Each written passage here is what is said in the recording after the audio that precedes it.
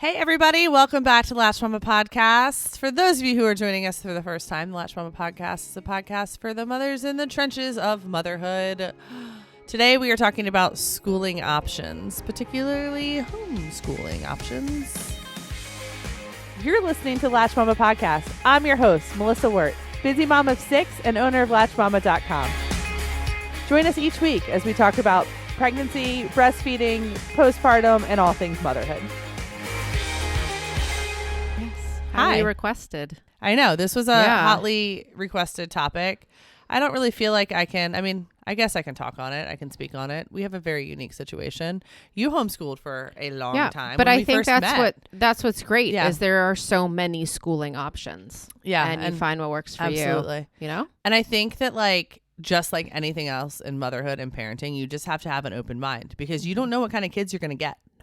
Literally, you can grow them all the same way. You can eat all the same food. They're not going to come out all the same way. They're going to need different things. Yep. Agreed. So, a little background, our homeschooling story. Eric was homeschooled until his parents were separated, and then he was mainstreamed into public school. So he was pretty clear. Was that in high school? When did he switch back? Actually, he went to kindergarten, I think, first grade, and then he decided he wanted to be homeschooled. Okay. And then he went back in high school. Yeah. I think some of that played into his decisions or his thoughts on raising the kids outside of the school system. Yeah. But I think honestly, a lot of it just came from his thoughts and ideas that people should get to be whoever they want to be and learn however they want to be. Yeah. Or however they want to be. Learn however they want to. And I think it just came from the idea of freedom more than it came from anything else. Right. But yeah, why did you guys do it? Was yours a God thing? I don't. Was it a God thing? I don't know. That part of that may have played in at the time.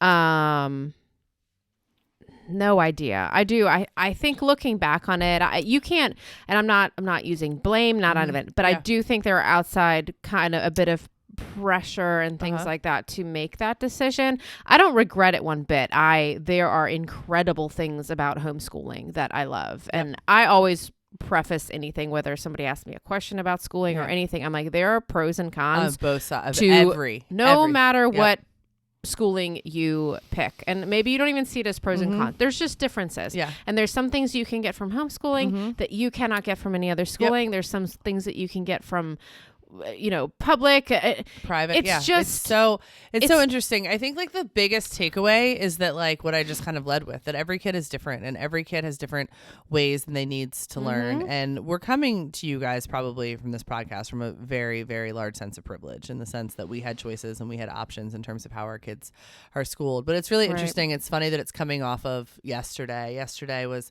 Parents' Day at Forest School for my kids. So my kids do this program called LES. It's Living Earth School. It's operates out of Afton here in Virginia, and it's for ages 8 through 17, 18 years old.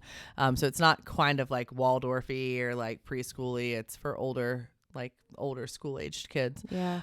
So my two oldest, the two that are old enough to go to it, go and they spend every Tuesday, rain or shine, snow, sleet, rain, whatever, in the woods for the entire day. And it's been part of Nathan's life since I think he started when he was 7. So he's 4 years in now. And it's his home and it's his happiness. And it's really funny because I was laughing today on my book call and I said, the kid literally uses chopsticks like nobody I've ever seen. He could navigate Southeast Asia and be just the man. I was and he can build shelter. He can tell you what every type of tree is. He could build fire with his bare hands. He could do, he's who you would want in the Armageddon if the Armageddon was in Southeast Asia and you were there. And right. But it's so funny to reach that point. But then again, at the same time, he struggles a little bit with some dyslexia and some reading stuff. And he's multiple years behind in terms of reading level. But it's just funny because you just sit back and it's at some point you come to terms with the fact that their little brains are all going to develop different ways. And I think one of the benefits of keeping them out of the school system currently for us is that they all get to learn at the pace that they want to learn at. Yeah. Like Alex is much further ahead in some things than Nathan, but then they can do some things together. And then there's Caroline, and they're all just kind of doing their own thing. And it's a really patient, soft, gentle way to learn, where they're not being kind of shuttled to the next thing or the next grade or, you know, having to fit into a group.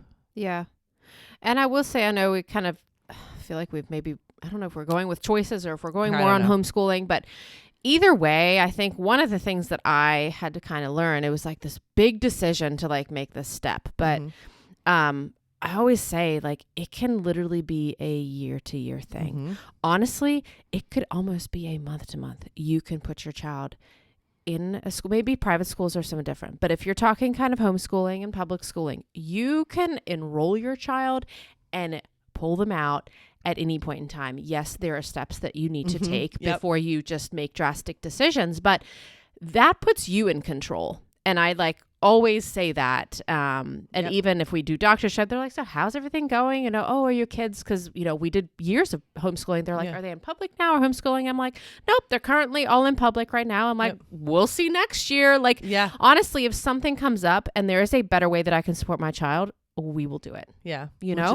which is fantastic. It puts you in the driver's seat. Like there's not this huge pressure to commit for life or, you know what I'm saying? Because all of our kids are kind of growing and evolving and changing, and learning methods pop up and things like this pop up, or struggles in this subject may pop up, and you get to decide. And it's really neat too, like when you literally get to the point where you have enough confidence to kind of take a step back and figure out like what is a social construct and what's not, like what has been created. Of course we have to create systems and processes in the country to make sure that our kids are taken care of and that they're schooled and educated, but how much of like grade levels and stuff like that are really important, or like how much of like what they're actually learning. Like it's interesting to sit back and figure out what I use now that I learned then, or like, you know, it's just, it's an interesting thing to really truly dig into what is being taught in our schools, and can we do things differently. I'm not ever going to say better, because my kids are lacking in areas that I know that they would have a better foundation if they were in public school or private school right now. But I also think that they're gaining other skills that kids who are in school all day don't get. And I don't think one is necessarily better than the other, because who knows where their lives go and what things they need to use and what path they go on. So. And I think that just going back to everything, there are kind of pros and cons, and maybe one avenue might meet the needs at a certain time or a certain year, and another avenue might meet the needs at a different time. I will never scream like, oh, gotta do this, you gotta do this. I'm very much, after doing a couple of these, being in homeschooling, being in public, I'm like, you do you. I feel like there's so many factors that go into schooling, and maybe it's not only your kids, and maybe that sounds a bit selfish, but sometimes you make decisions as a family and what works for, whatever's going on with your husband or your partner or you and your children. And ultimately that's how I got out of homeschooling, is because I started with my first, we did, all of mine do preschool. They have fun. They go play with some friends. But we started kindergarten, and then we got to 5th grade. And by the time my oldest was in 5th grade, I had 6 kids at home, and it was my second year. First year homeschooling was with, the first year homeschooling was 6 kids. They were infants, which was actually, it was insanely difficult. But in comparison to the next year, it was crazy, because the next year they were into cabinets, they were into everything. They didn't want to be like locked in their little playpen, so it was very, very different. So I felt a little bit forced out, but also looking back, I know that was like the best choice for us as a family at that time. So it was really good. But yeah, so I'm never like one for the other. I'm like, what works for you? Yeah. And I think once your brain kind of adjusts to the fact that take a look at what the rest of the world does, take a big giant step back and say, like, when do they need these skills and why do they need these skills? And like, can kindergarten be done an hour a day and the rest of the time is spent going to the grocery store with you and learning the names of things, or the park, or looking at trees or flowers, and literally that kid doing life with you?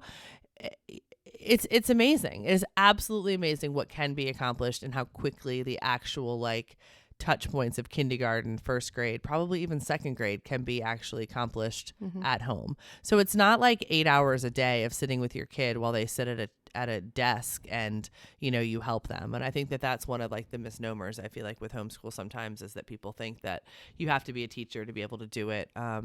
You know, especially in those early years, you just kind of have to have patience, but you don't have to have 8 hours of patience with your kid. Yeah. You know, and I think that that's one of those takeaways. And I love when I look back and I think homeschooling has evolved, you know, not only just from the curriculum options, but like the co-op options and for school, almost like the different types of schooling, like within homeschooling. Like there are some that have grown not just from like a little 10 kid co-op. It is almost like a full school. They can go 1 or 2 days a week. So there's so many options. I struggled a bit with the homeschooling. Like I loved so many parts and aspects of it, and my kids, you know, super into building and engineering, and we would focus on math and a little more in that direction, or they're super into animals, so it's more of like a science type year. But you know, you talk about kindergarten, I was always kind of on the 30 minutes, so we were done with kindergarten in 30 minutes. I'm talking like actual like look Letters, at numbers, math, maybe if you know a little bit of a couple lessons, whatever. 30 minutes.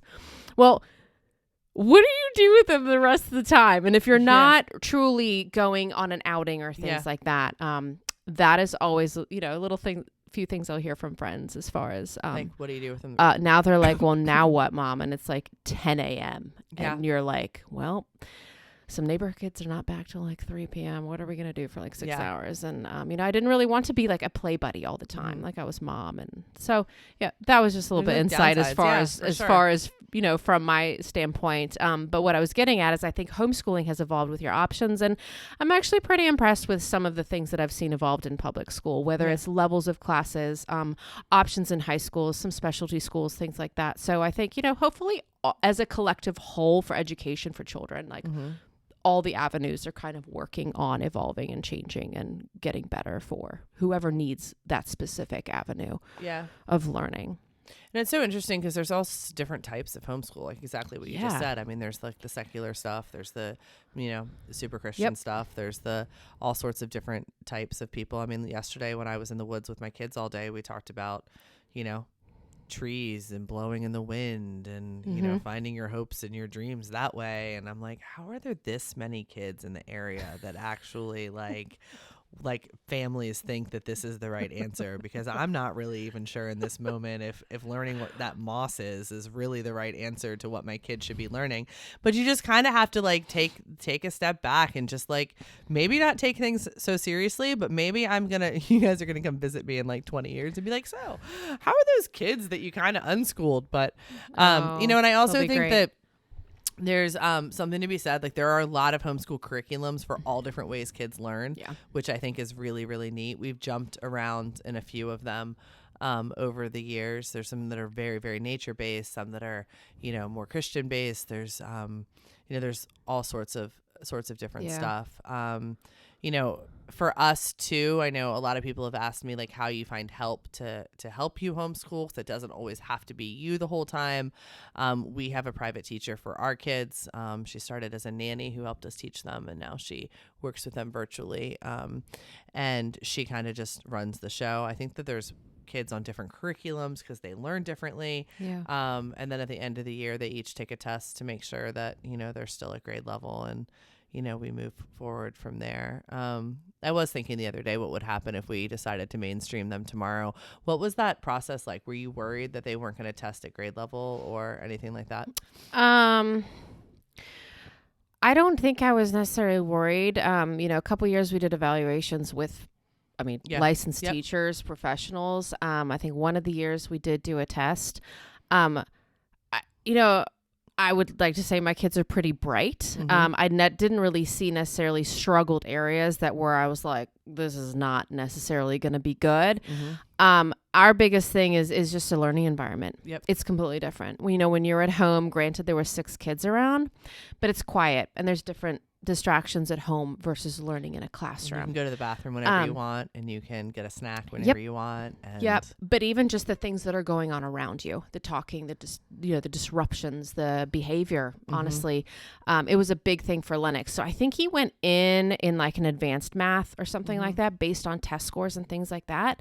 But there were so many things going around him, and with, the folders and, hey, take this out. Let's look at this. Just figuring how life works and class works, that we actually pulled him out and into just like the grade level math. So that was the biggest challenge. And I actually thought maybe my kiddo Gabe, who, has autism, is on the spectrum. I'm like, this is going to be a challenge for him. It turned out that was probably exactly what this kid needed, because he needs to work people. daily. Honestly, every minute, every hour, working on social skills and interaction. He thrived. That was exactly what he needed. And actually the hardest one was my 5th grader, because you talk about like 4 years of kind of curating and making your own learning style at home. And now here's the flip. So I think it took until about January, and then he was great. And then the only other one at the time that was in public was Nora in 1st grade. And she just, it was 1st grade. Like, she just kind of hopped in there, and she's pretty social and it's had just fun. so funny, because like so many of the homeschool people that I meet are like ride or die. Like, this is all we'll ever do. And honestly, like, the idea, like, you just look at it every year. You look at what's right for the kids, what's right. I mean, I have some that I look at and I wonder, like, are we doing them a disservice? Like, should they really truly be in a more social setting at school? Don't doubt yourself. Yeah, but I mean, who knows? But that's the whole thing. But then what happens when they go to school? Like, where, like, there will be something that I know that they're getting every day at home that they're not going to get, they're not going to get at school. So it's just, you just go back and forth and back and forth in terms of like what's best. I mean, I guess the biggest takeaway and what people wanted us to talk about, and I don't think they ever had any specific homeschool questions, but just normalizing it, but also normalizing the idea that, like, what's best for your kid too. Yeah. So if you're not feeling it, if they're 5 and you've dug deep and you're like, I don't want them to go to kindergarten because I just don't think they're ready, maybe I'll homeschool them, give it a try. I know in Virginia, kindergarten's optional. So at the end of that year, you can do kindergarten over again, or you can go to 1st grade over again. Nobody's watching to see if your kid did kindergarten in Virginia, which is really fun. And I talk about year to year, which I truly did. My kids were in public school for 2 years, and then COVID hit, the pandemic. And all of a sudden they were home. And of course we're all like, oh, it's going to be like a couple months. And then, next year. No, they never went back the following year. Yeah. And so I had to take a look and say, okay, this is what public school is going to look like for my kids. It was going to be for children on Chromebooks, which are pretty poor quality, at least the ones they get from school. They're going to have to connect to a class for the day. And I was like, do we really want that? Like, I don't really ever want that. And so I actually talked with the kids, not that it was their decision, but I'm like, these are your options. Like, this is what school is going to look like next year. Not sure if our internet can handle it. I'm not sure. Number one, I was going to be at work, so we would have a nanny kind of supervise that. I'm like, I don't even want to supervise that, let alone have to put that on anybody else. So I was like, here's your other options, dudes. I'm like, we've done this before. Like, you can pick your science, you'll math level, and, we can do some like novel based things for English. And they're like, yep, sign me up. And that's what we did. I pulled them out for that year, knowing that, hey, we've done this before. We can tackle this again. And we did that for a year. And at the end of the year, everyone really wanted to see their friends and things. And I was very comfortable to say, yep, sign them back up. Yeah. It was a little bit of a process, to go through and, unenroll them and put them in. But like, when I truly say year to year, I have no problem if something happened. We would thrive doing something else, and they would learn and they would be okay. It just shows like how much pressure we put on ourselves and how much stuff we carry as moms, like just in general of like, should I homeschool? Should I not? Like, what should I do? And then you have all of the school safety stuff, which I don't want to get into, but it like literally makes me want to throw up everywhere. And, is it a safe place to send my kids? And what does it look like if I can't deal with it anxiety wise and I want my baby still at home? Yep. And, those first few years, it doesn't look like 8 hours. It looks like just meeting those benchmarks, those milestones. And a lot of it can be learned, baking in the kitchen and going to the park and stuff like that. So I guess my biggest piece of advice is definitely take it year by year, and really think about like what you want and your family wants, and then realize, just like you said, you're in control. You get to make those calls. As long as you're following the state guidelines and stuff, you get to make the decision. Yeah. So do what's best And for your realize family. nothing is perfect, or nothing's going to go the way you want. There are going to be downsides no matter what you pick, and pros. So, just go in with it, with an open mind and see where it goes. Love it. Cool. Thanks, guys. Bye.